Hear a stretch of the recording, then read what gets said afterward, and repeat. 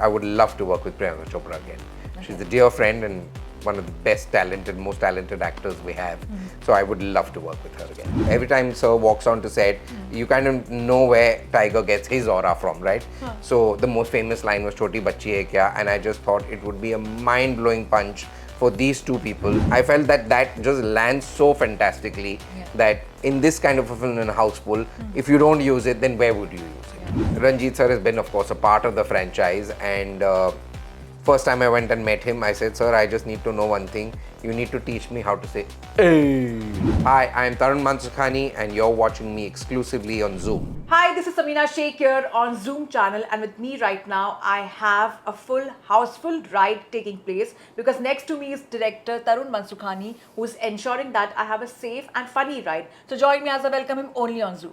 Well, I don't know about safe because there is a killer running around. Yes, so. there's a killer running around, and it's not one killer, which is the twist of the tale. Yes, we have two climaxes, so it's a different killer in each version. I really want to know this, and we have never seen a concept like this taking place in India. Probably not in Bollywood for sure, that, coming with two climaxes. Yes. Now, will they have separate releases also? Will the audience have to buy separate tickets for it? Yes. It will be a different film playing in A theatre and a different film playing in B theatre. It'll be two different films altogether. I think Book My Show and other platforms are trying to come up with their system of how for you to figure out which film you're going to go and watch. So yes, you will have to buy a ticket for one. You will come out and probably somebody who's coming out from the other screen will tell you, oh no, so-and-so is the killer, and you will wonder how because you saw something else. And that's how we want to play it. So basically, it's a confusion. As usual, Housefull right? is all about chaos and confusion. So. But what made you come with this concept? Because we've never seen something. Well, actually, the concept is Sajid sir's, and he came up with this concept some 30 years ago. Okay. So for 30 years, I think he's kept it in his heart, waiting ki one day I will make that murder mystery thriller, and this is what I'll do with it.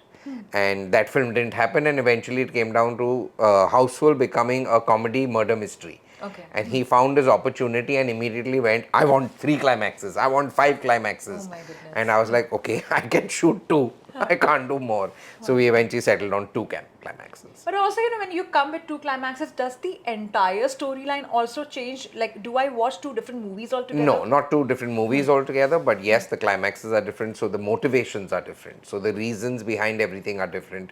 So you're seeing the film in a slightly different light.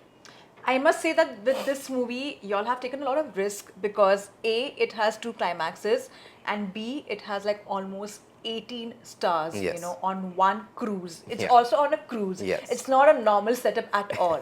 And really, like, someone has to be crazy in their mind and, creative in their head to come with something like this, I How was think it that for you? crazy in the mind and creative in the head, most in this entire crew is going to have to be Sajid sir. Definitely. It's all his idea, it's his story, it's his screenplay, and I'm executing it as the director. So it was this odd journey on the ship, which was a lot of times, when you go out for an outdoor and you're staying at the same hotel and you're doing all of that, everyone has their space to turn around and say, you know what, for half a day I've got a day off, I will go to X place and I'll come back. Suddenly you're on a ship, nowhere to go, there are only 4 restaurants that you can go to, and eventually you will meet somebody or the other from the unit all over the place. You have nowhere to go besides with each other. Yes. And that environment that it created for us was just amazing, because whether they were shooting or not, I think, like, say if I'm shooting with 6 of the actors, I had 12 other actors waiting at the back just to do time pass, just to have fun. Chalo, main assist karta hu. Somebody's picking up a chair and doing something. Wow. And doing all of those kind of things. So the kind of environment that we built on that ship was amazing. Was it the reason you chose to, shoot, on a ship? I'm sorry, I'm just, stopping this. If you want it, No, we can coffee just- will keep coming through the day. Like, was it the intention to shoot on a ship because there's no way to escape also? Because, No, even no. if they fight, or something like that happens, you have to sort it out. So no, there was no such intention of actually being on the ship to restrict everyone. My worry was that if somebody fights, then they'll throw each other off the ship. Housefull is a franchise. In the name itself, it says that the house is always full, right? So we wanted to do it differently because the house has been done now for part 1, 2, 3. We've gone into the past lives also, into a house in the previous lives, and then come back here. So Sajid sir's idea was to do it differently, to look different, to feel different. And the idea of the ship, that when it came up, was just everyone unanimously just felt it's the right thing to do. Yeah. And that's when the whole hunt for the ship began, and ship was another character in the film. Yeah. So we had to have the right ship, find the right permissions for it. None of us knew how to shoot on a ship, Yeah. right? What can go wrong, you don't know. That's So for us, all of us, it was that kind of a new experience, which was just so good to have on a film as a filmmaker. And it's a huge star cast, and when I say that, we always speak about that, and in the media fraternity or in Bollywood, that when there is a huge star cast, the chances of ego clashes, the chances of insecurities, pouring in does happen, because someone is like, okay, his role is like that, or her role is like that, or she's been paid that much. That does happen, and it does tend to happen because I'm it's a sure we huge are all star human, cast. so Exactly, and that happens. So how you were dealing with that? The truth is, I never had to deal with any of those kind of insecurities, to be honest, because I think everyone was sat down together. The first thing we did was, once the script was locked, we had everyone sitting in a room, and I narrated the entire film. So it's not like I gave him a separate narration and her a separate narration and him a separate narration, that they didn't know what the other person was doing. Okay. It was read out in front of everyone. Everyone knew exactly what they were going to be doing in this film, how much of a prominence, how much of a, how many songs, how many everything. So once that was out in the open, I think everyone just realized that, wait, we don't need to be that insecure because everyone's roles are good, and we are all going to have a good time doing it. And then it just was fun after that. So it was, none of those insecurities ever came to my set.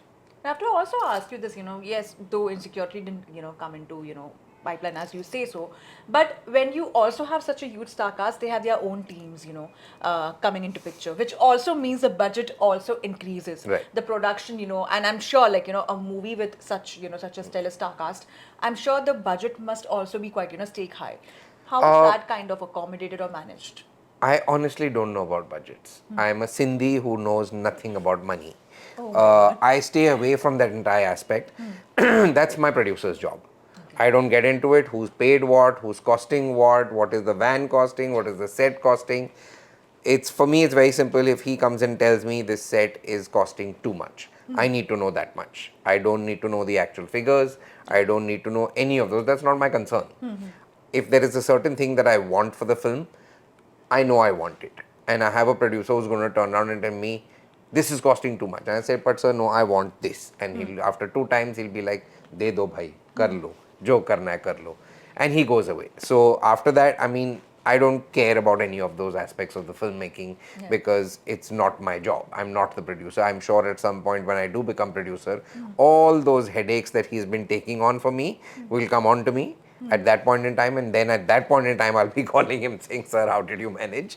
But till then, my job is to be creative, have fun, make this film, and that's all I'm doing. And that's how directors are. They're Yeah. creative, in their heads and in their minds. They have a perception, and that is what they try to show on the Yes. canvas. And having said that, when the director is thinking with a certain vision, he's kind of thinking about the cast. But when you're thinking about casting, especially when you're having such names like Akshay Kumar, Jacqueline Fernandez, now they do come with certain bandwidth, not bandwidth, but a name in the market. When I Right. say Akshay Kumar, he's an A-list actor. Right. Again, his stakes are high. The way he charges and all, it's way too much. And then there are actresses also, now. Is it way too much? Probably yes. I don't think so. It's very yeah. simple, right? Look at the economics of it. If a producer is out there willing to pay a certain amount of funds, don't you think he's done his homework? It's very simple, right? Yeah. If he feels that this bottle is worth 100 rupees, it might not be 100 rupees to you, but it's 100 rupees for him. And he's done his math that I can sell this bottle for 120 rupees. Yes. I can sell it for 140 rupees. So nobody's charging more than they deserve, ever. I mean, whoever gets whatever price they get is because of certain aspects of what they bring to the table. And everyone on the other side of the table is doing as many calculations and saying, yes, this amount is fine. Whether you do it when you buy a house, one person might turn around and say, what, you paid 100 crores for a house? Yeah. And you'll turn around and say, yes, but you don't realize what legacy it brings for me. So Yeah. there's It's like no that, such thing, I think, as it's like the anyone perception ever only. being paid extra. And as I talk about this, the pay disparity is something which is a question it's a question mark, and it's been taking place since like few years a lot, where actresses feel that probably they are paid less, and now they're kind of competing and fighting around it. Okay. And directors are also seeing that the potential in the actress for their acting. Like you have cast Jacqueline Fernandez, you have Yes. cast Priyanka Chopra in your movies, and you have cast like some good talented actresses on your on your shoulders for that matter. What do you have to say about this, the entire challenges which they talk about? Again, I feel it's a market thing. If you can bring in the crowd into the theater, I don't think there is ever going to be a producer who will turn around and say no to your fees. It's as simple as that. As a director, I get paid the kind of fees about the excitement that my film creates in a market. Um, I don't think Sanjay Bansali will be ever be told, no, I'm sorry, sir, I can't pay you. Right? Because his films create that kind of an environment. You take female Zoya Akhtar as a director, her films create an excitement. She will get paid for it. It's not a gender issue. It's literally a market demand of what can you bring to the table. This is what your worth is, and therefore you get paid that fees. We don't look at anything else. We don't look at religion, we don't look at gender, we don't look at sexuality, we don't look in any other aspect. It's a business. You can bring that to the table, you get paid for it. You can't bring it to the table, you get paid that much for it. It's as simple as that. And as we talk about this also, Tarun, so I have to ask you that when you make a movie, your entire focus is on the movie.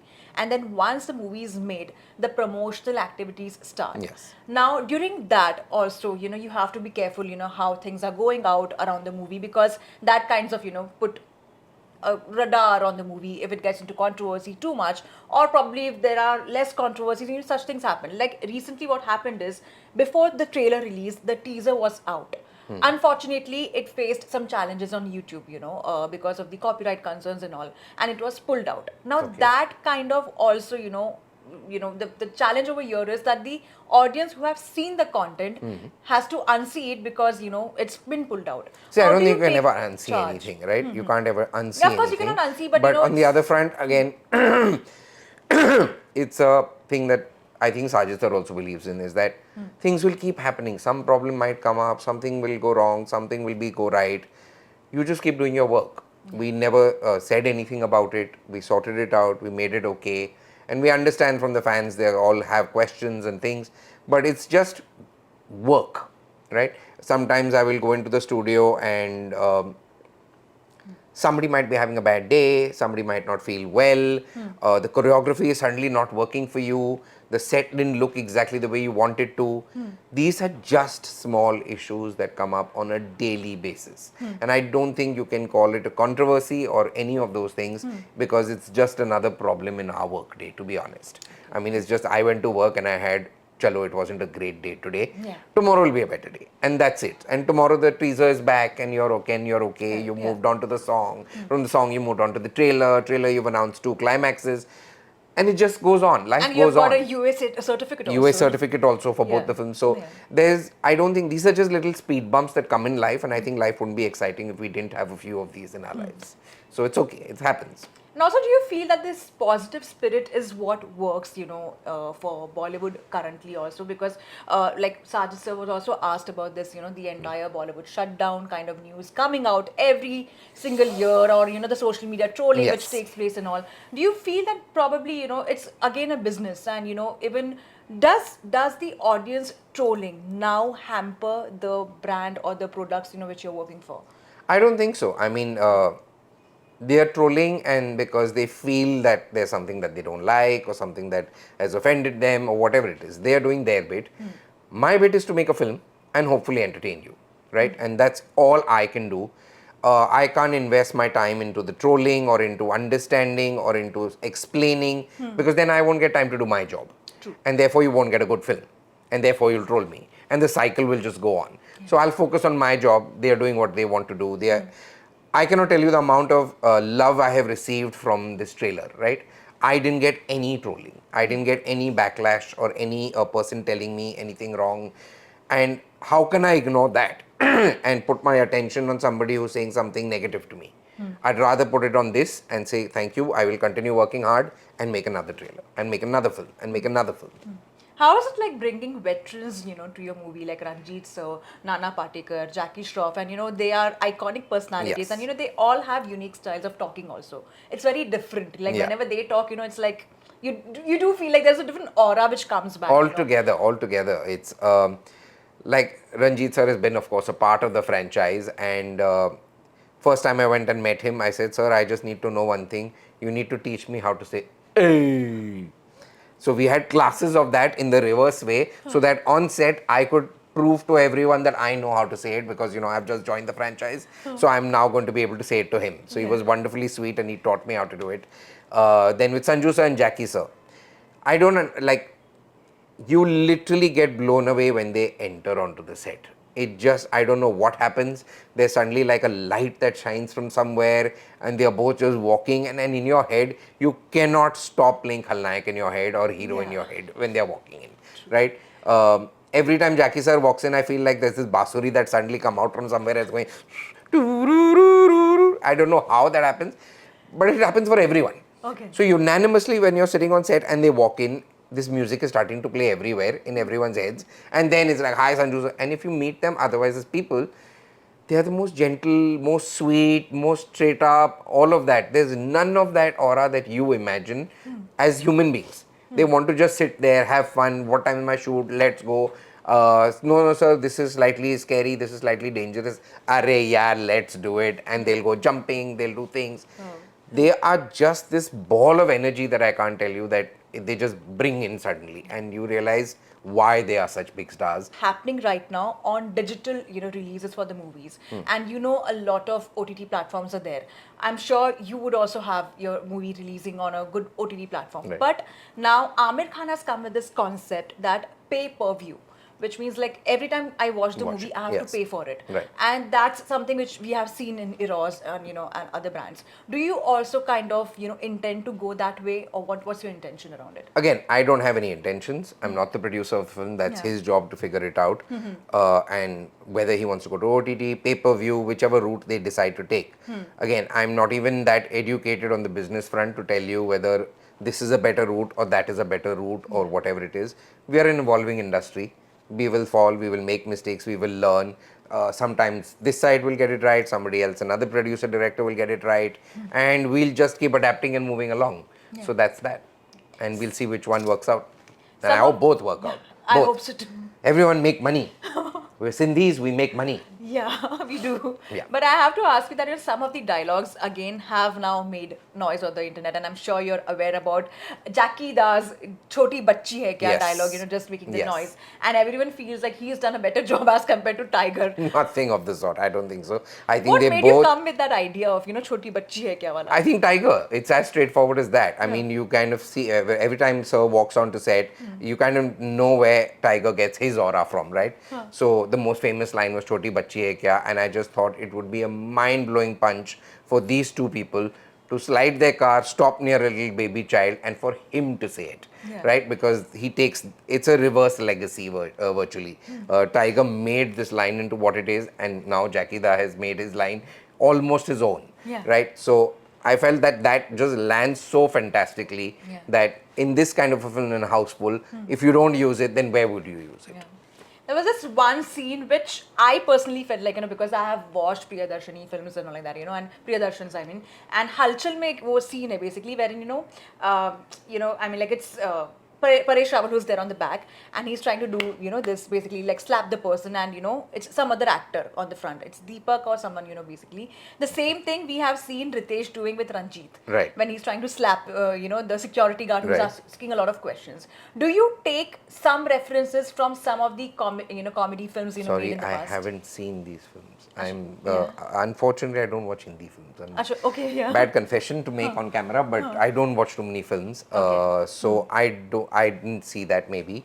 And I'm sure subconsciously, somewhere or the other, we all get these core memories within ourselves Yeah. and start to put them into our films thinking they're our memories, right? I'm sure at some point I must have seen this in a meme, I must have seen this in childhood playing on TV, or any point in time. I'm sorry, it might not be childhood, I've just forgotten that I'm 50.